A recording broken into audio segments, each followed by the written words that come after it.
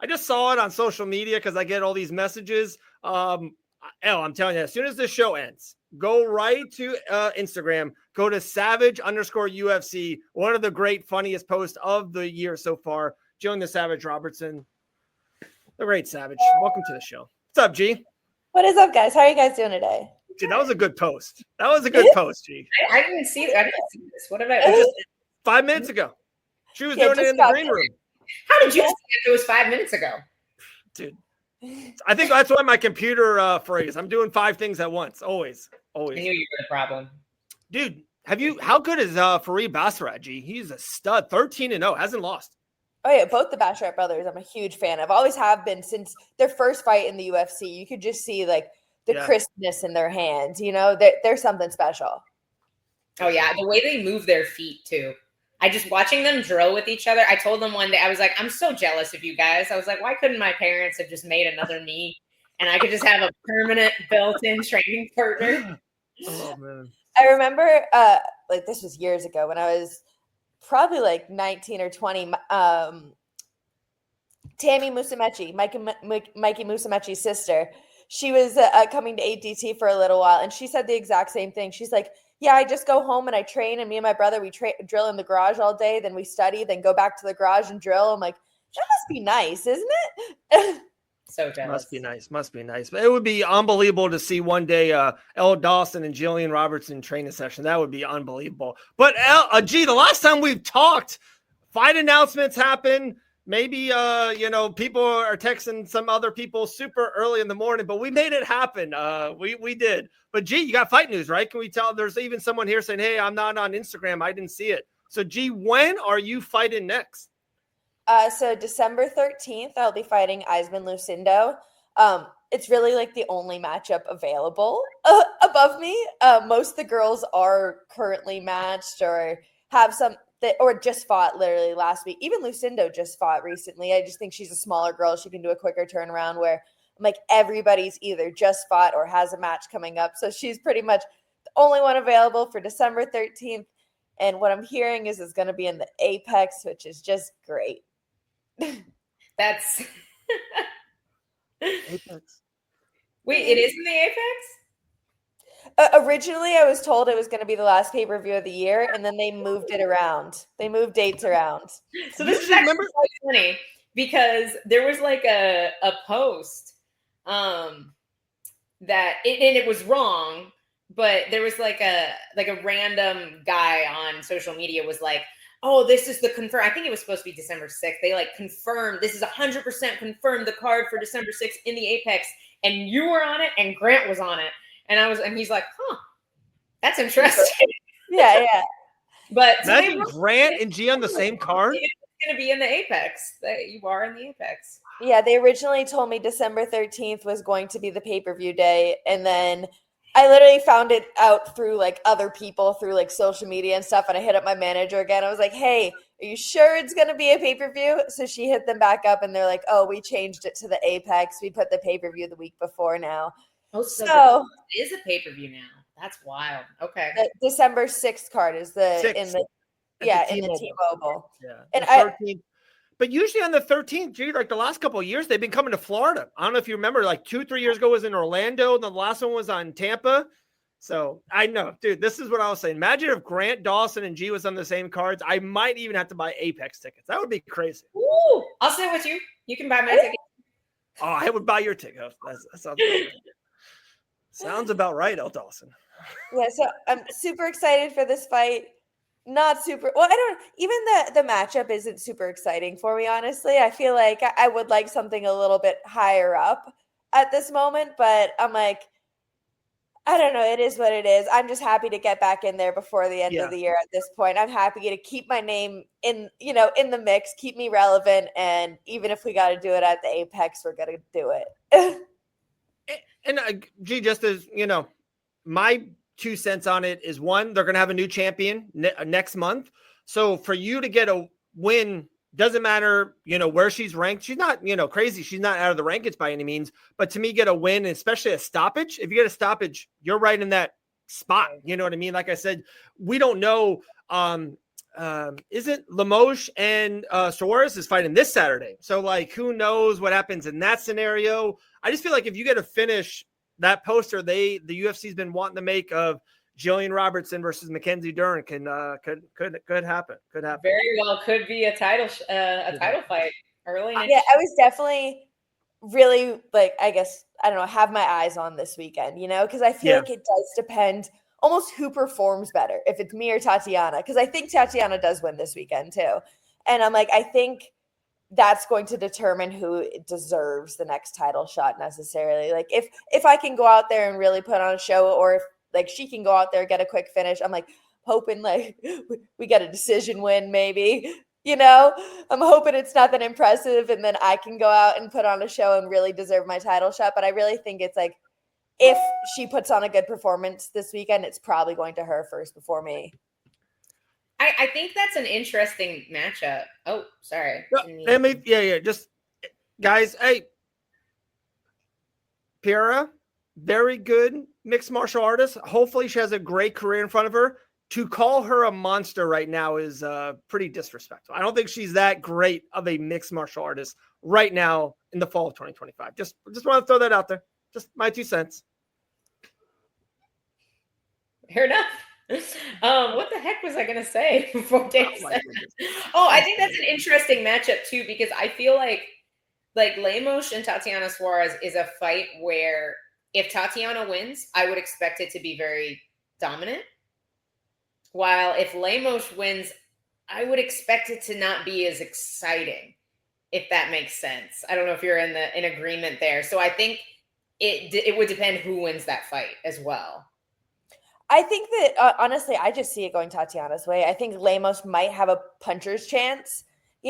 She might be able to catch her, but I don't see her being able to stuff Tatiana's takedowns. I see like a very dominant fight from Tatiana. I just don't see it going Lemos' way at all in this one. You're not wrong. I'm with you there. But I would imagine if Lemos pulls it off, it's probably not going to be a firework fight. I would imagine it would be pretty close and not a super exciting matchup. But a lot of the contenders in the strawweight division right now, though, a lot of really heavy grapplers right now. We got Virna, Mackenzie, Tatiana, and me. I'm like, we're just fighting for best grappler at this point. Yeah, no, there are. And I feel like that's kind of been historically unusual in the women's divisions. Yeah. So it's especially like good wrestlers. Like Lupi's a good wrestler too. You don't really you just don't see it as often. Yeah, I feel like Lupi fell in love with her boxing a little bit too much. She was a really good wrestler when she first came into the UFC, and then now I'm like, I feel like you don't really see it as much. She really likes to just get into a gritty fight more than anything else. Well, and it's been a detriment in a couple of fights. Yeah. I was going to say, I couldn't agree more. I feel like she has more skills and more talent than what we see on Saturday when she fights. I feel like she gets hit in the nose one time and she's like, all right, let's go. I forget grapple and I forget, she's just I don't know. That's just, huh? Yeah. He's red. But her scratch fight, she was out wrestling her very well early in the fight. And then towards the end, she's like, yeah, let's box. And then I think you're right. She kind of was like, oh, I'm out boxing her in the second round. And then Andrade does what Andrade does and almost won the fight. It was turned the tables pretty definitively. Oh yeah, 100%. That fight, I'm like, it was a close third round because of that. Very close, very close. Hey, we're very high-end journalists here in Fight Bananas. So this is a high-end journalism question for the one and only Gillian Roberts. They go, gee, random question. Do you find Nasruddin Imavov handsome? He's a decently looking guy. I don't. I need to go. We need to investigate now. Need a picture? Hang on. Oh. I mean, solid. He's not a bad looking guy. I wouldn't say he's my type. 6.5. Yeah, I'm like, I wouldn't say he's a bad looking guy. I didn't. We were talking about it before the show, and it seemed like both you and Elle were talking about you really think it's Fluffy or RDR. I think Imavov should be fighting Chimaev next. I think so. We knew that he should be. Okay. We just don't think he's going to be. Okay. Yeah, I'm like, what should happen doesn't happen in the UFC. That's not how things work around here.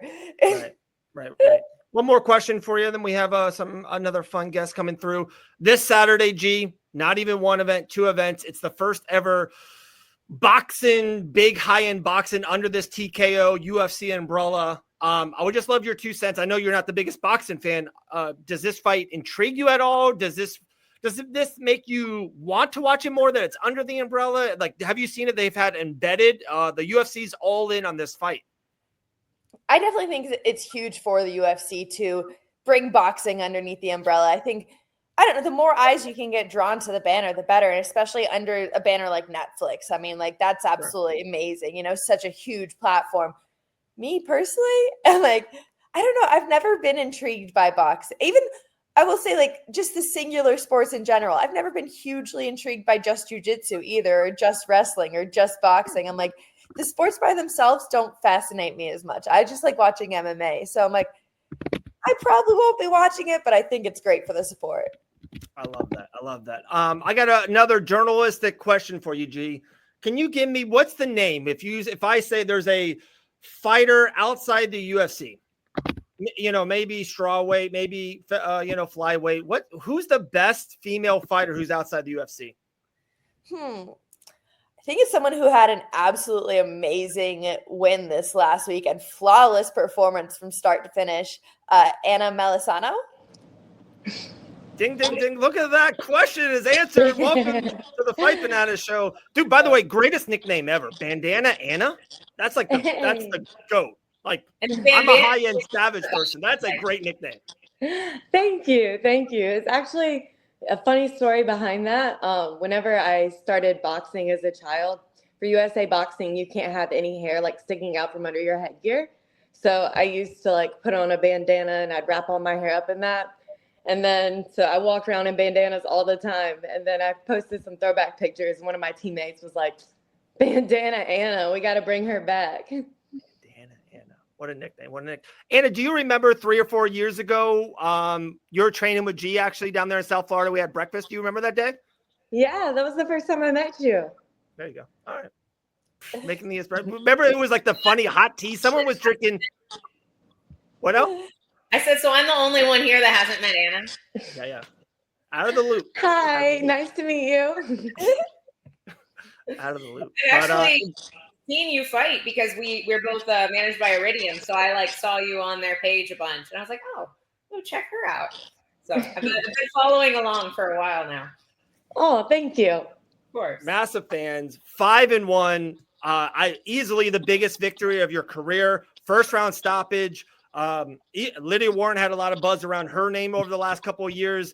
Do you feel the same way that, Sunday was like, that was a big one. That was a big one for my career for sure. Yeah, I felt like I definitely needed an impressive performance. But that's kind of exactly how I saw that fight going. As soon as I got that fight offer, I was like, yes, please sign the dotted line. Was there a little bad blood in that matchup? I saw like you get the finish. And then you could tell there's like you wanna say something. You did a little dance by her. There was a little energy. Was there a little bad blood of this matchup? Yeah. Okay. So low key, I did feel bad. I was in the moment, but yeah, like not that there was like bad blood, but just some things on the internet. Her posting reels, just saying stuff. Her teammates were like calling me ET and stuff like this behind the scenes. And then at the weigh-ins, whenever I'd walked off stage, she did that little lasso thing whenever I walked off. So I was just in the moment, kind of probably gloated a little too much, but it felt good in the moment. Just Bandana Anna took over. I know. Right. Yeah. You said that multiple times. Like you get a win, you black out. There's nothing. No, she can relate. Savage over there. I know. And for me, I'm like one of the most pettiest people on earth. Ask Elvis. I have stories from 5 years ago that I hold grudges to this day. So if I don't mind that at all. If there's a little of this, go for it. What you cut out? What's up? Oh, nothing. You texted me, so that got into me. But okay, Anna, back to you. Major growth. Like I said, I was lucky enough to run into you a couple of years ago. I've been following your career since. but there has been, to me, at least from watching you, a major uptick, like the stoppages and just seeing you, how you fight now. There's something has clicked over the last 15, 18, 20 months. What has it? Is it just training? Are you kind of just, 28 now? It's kind of, you're getting into the peak of your, career, profession and all that, or just feel like you're in this sweet spot right now? Yeah, I feel like it's a mixture of a lot of things. First and foremost, 5 years ago, I switched up teams and I ended up moving to Birmingham, Alabama. And that was the first time that I'd really been forced to actually wrestle and do jujitsu. So I had taken some MMA fights previously, but I was really just a kickboxer. Like I started off boxing and then went to kickboxing.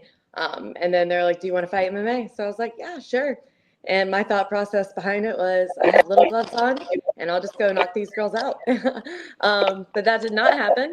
I ended up getting out wrestled and submitted my first couple amateur fights. So I did make the move to Birmingham and started training more wrestling, grappling, and they've kind of just made me into a whole ass martial artist, as my coach likes to say. Love it. Love it. Like I said, 5-1. Could be getting a Dana White Contender Series call. But can I ask you, is the UFC the goal, or are you happy with just any organization? Maybe like if the PFL, if they want to sign you, or not even that. Me and G talk about it all the time of like how great Dirty Boxing's doing, or Karate Combat, or any other sport interests you? Or you, hey, I want to be in the UFC. I want to be a UFC world champion one day. That is that's my sight.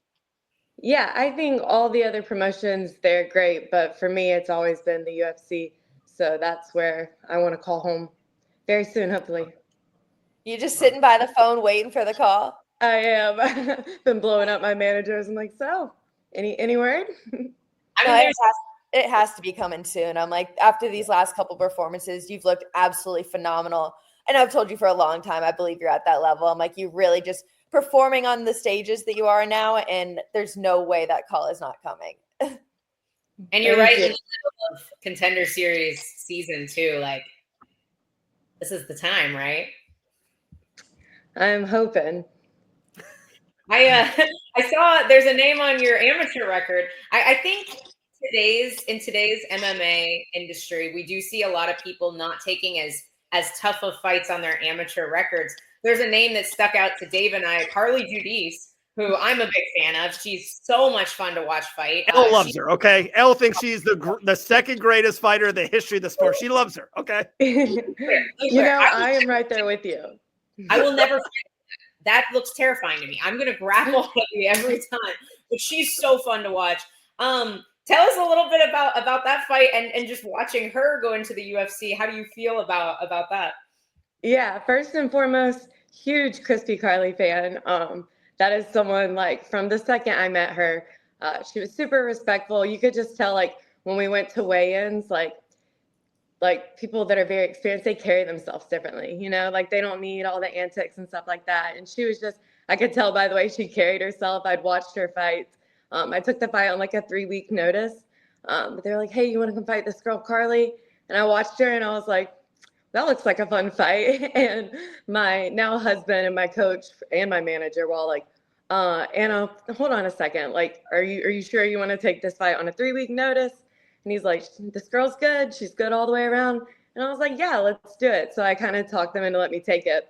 Then we go to weigh-ins. I meet her and I was like, oh, this girl, something's different about her.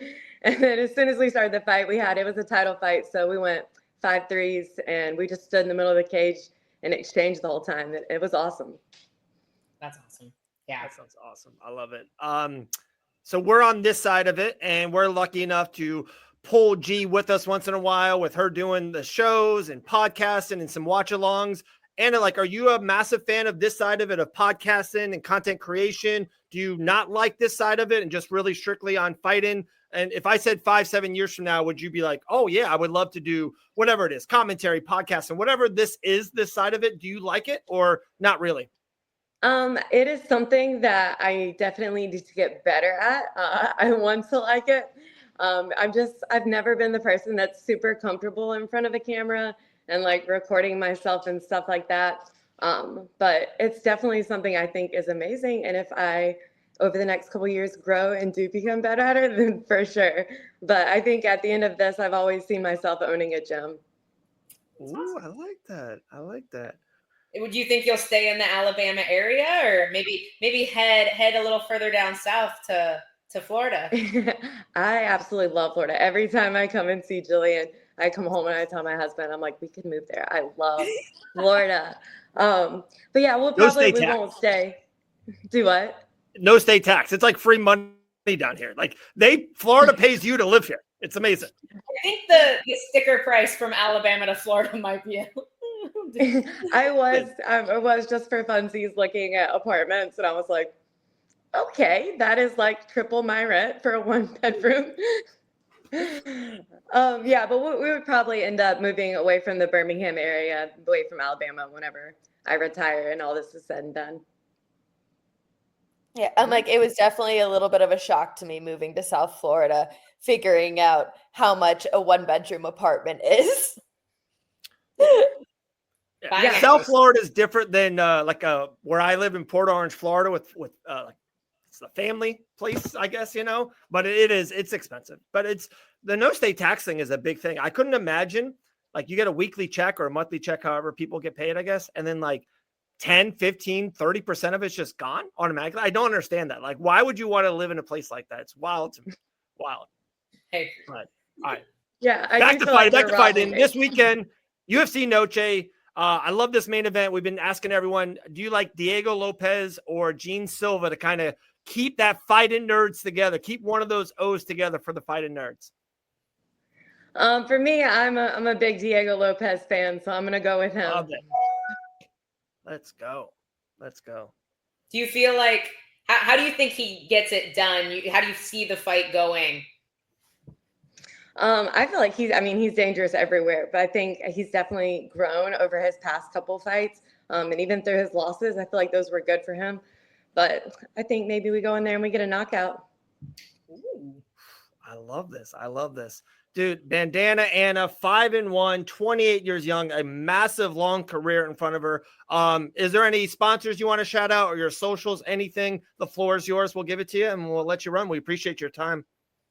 Thank you guys so much for having me on. Of course, I want to shout out my team, everybody back at Spartan Fitness, SVG Alabama, and then, of course, my management, Jason and Eric. You guys are amazing. Team Iridium. But thank you guys for having me on. If you want to follow me on social media, it's bandana_Anna C.